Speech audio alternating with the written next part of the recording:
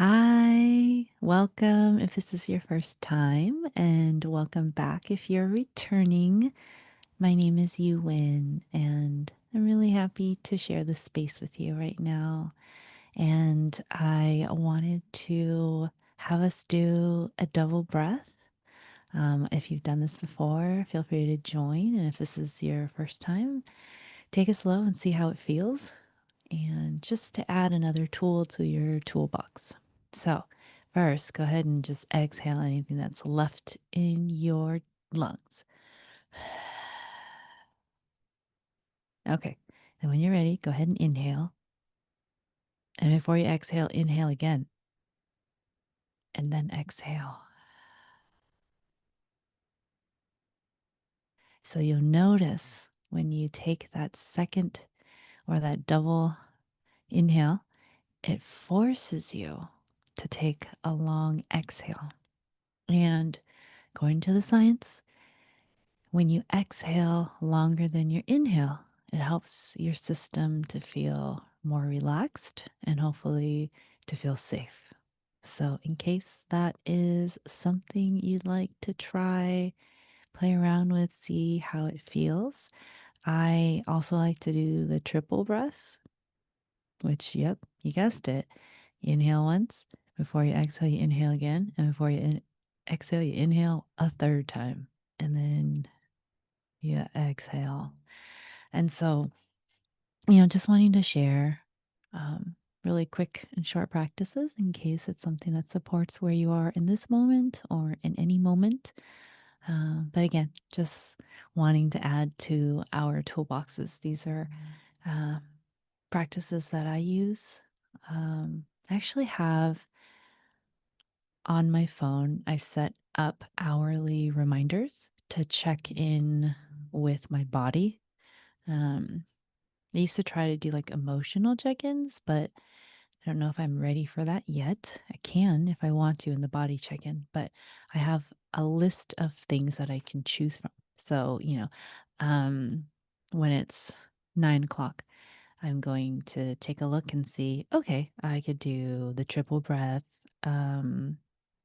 I could exhale and hum, see if I can activate my vagus nerve. I might ask myself the question, what are you enjoying? Where do you feel tension in your body? And so I just choose one of them. And then the next hour, I get the reminder. I'm like, oh, what do I feel like doing now? So I just get to add those to my list. And so I just wanted to share that with you. And then the other thing I wanted to talk about today, I was having a co working session with a friend, and I wanted to ask about somebody in her life that she had talked about several times and just mentioned like hanging out and wasn't really sure, how close they were. And so I asked her, which I've asked her before. So just to share that background, but I asked her, "Oh, what does this person mean to you?" So she had a chance to talk about, their history and the ways that they have treated each other and how they've supported each other. And I often really like this question.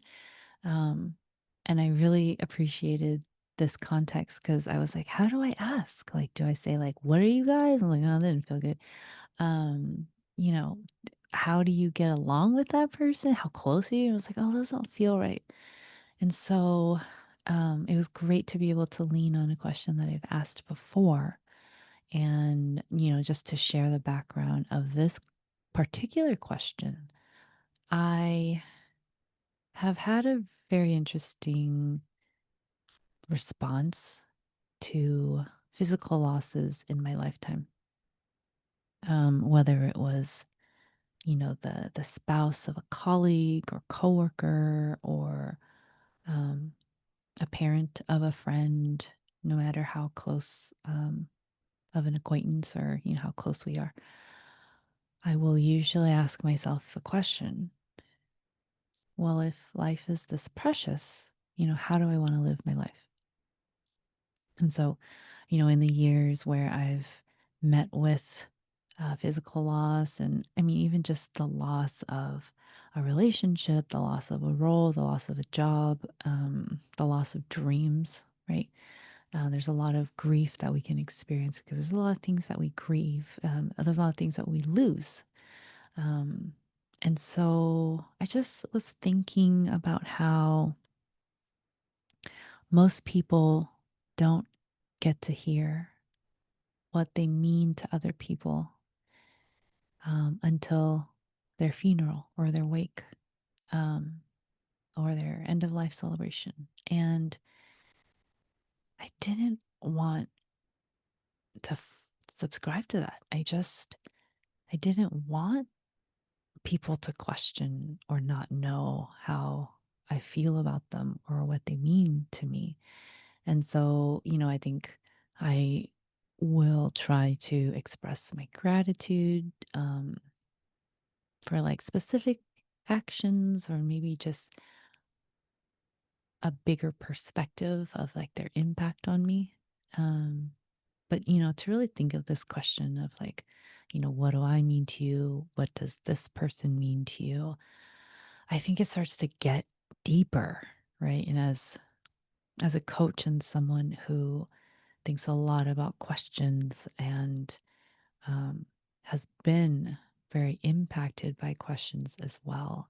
And just, I'm just a very curious person by nature. When you ask someone what something means to them, right, you go a level deeper. And so I really, I really appreciate this question. And it's quite, it's quite lovely to hear what people come up with. I mean, if they're able to, if they have ever considered, if they're able to, in the moment with you, like explore and possibly excavate, some of the things or to highlight things that they've known but just never said out loud, it's profoundly powerful. And so I wonder if there is an opportunity, even for yourself, right, to explore, what does this person mean to me um, from, people that you've known for a long time to people you just met but have some kind of connection to. And even if it's like, taking a moment and like thinking about it, or maybe turning it into a journal prompt, something that you write about, or even, if there are people in your life that you would feel safe and inspired to share with them, this is what you mean to me. And I will say that the first time, the first time I asked this question, I was I was visiting my twin soul, and I was asking the people around him, what does he mean to you? Some people I asked in front of him. Like, so if he was there and there's another person, I was like, hey, by the way, what does he mean to you? And so they would answer. And then I'd ask my twin, and then, he'd answer. But then I also, had a situation where I asked someone when it was just me and them. And I was like, oh, what does my twin mean to you? He's not your twin, but and so it encouraged me to then ask my twin when I had the opportunity, hey, by the way, what do I mean to you? and then um and then he answered.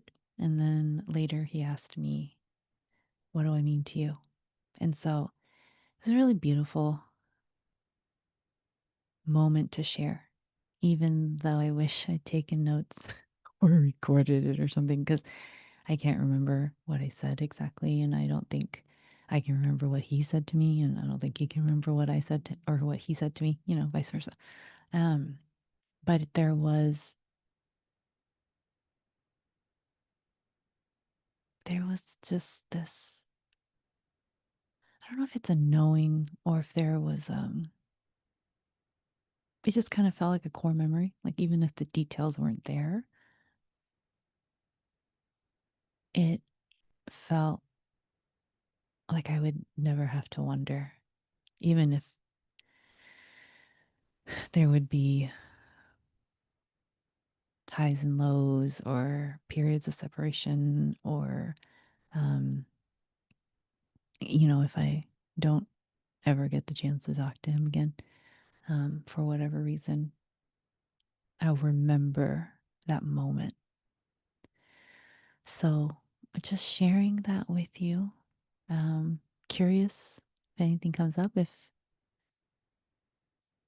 you've ever thought about the question or if you've had someone share with you what they mean, what you mean to them. Um, I'd love to hear about any of it or any thoughts and questions that you may have. So I'm going to leave you here for now.